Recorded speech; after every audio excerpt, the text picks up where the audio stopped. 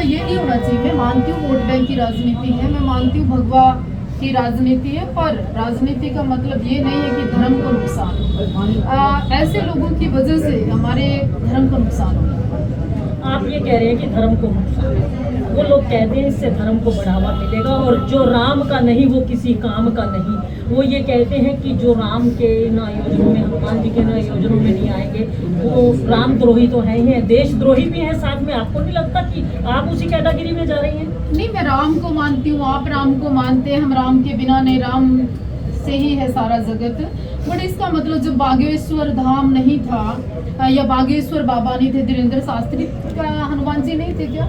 तब चमत्कार नहीं होते थे क्या? बालाजी लोग नहीं जाते थे क्या? कथाएं नहीं होती थी क्या? अब लोग जीवित नहीं थे क्या?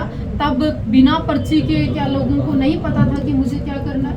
तो ये एक बड़ा राजनीतिक आडंबर है। तो क्या लगता है कि एक धर्म की आड़ में लोगों को लूटने का काम किया जा रहा है? देखिए, बड़े बड़े जो धनी हैं, उद्योगपति हैं, जिनके पास सेठ लोग हैं, उनको सोचना चाहिए कि आम जनमानस और मानवता से बड़ा कोई धर्म नहीं है।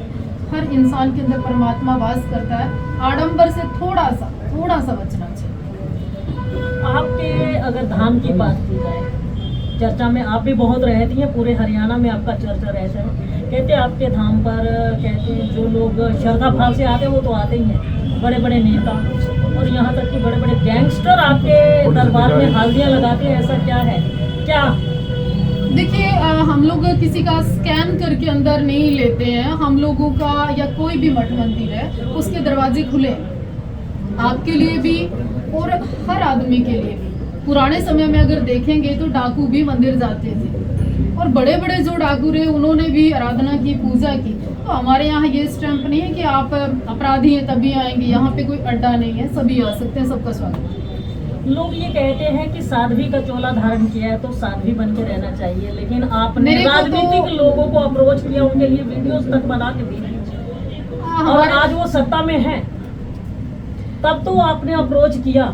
अब वो उनसे कभी ये भी जाना है कि उन्होंने काम कितना किया? देखिए, जब जो भी लोग हमारे पास आते हैं, हमारे पास तो आपके यहाँ के, चाहे वो MP रहे, MLA रहे, चेयरमैन बने या आम कोई भी व्यक्ति है, किसी भी कैटेगरी का, वो सब आते हैं और सबको आशीष देते हैं। और माँ बगलामुखी देवाजी धाम पे इतनी कृपा है, जिसको आशीर्वाद मिला वो बना, आज तक कभी कोई निराश नहीं हुआ।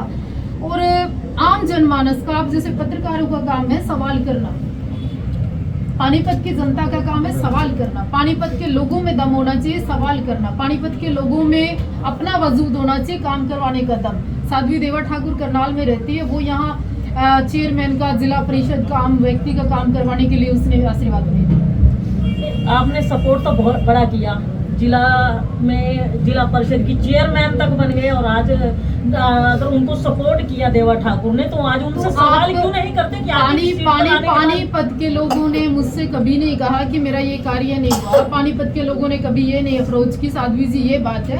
तो अगर ऐसा कुछ होता और मेरे लायक कुछ होता तो मैं जरूर बात करती। पर हाँ, पानीपत में खुद में इतना वजूद है, वो बात कर सकते हैं, कमजोर थोड़ी है। पानीपत की सारी लड़ाइयाँ पानीपत में हुई है, तो आप अपने अधिकार के लिए नहीं लड़ सकते। अच्छा देवा जी, मैं एक पर्सनल सवाल पूछना चाहूँगी।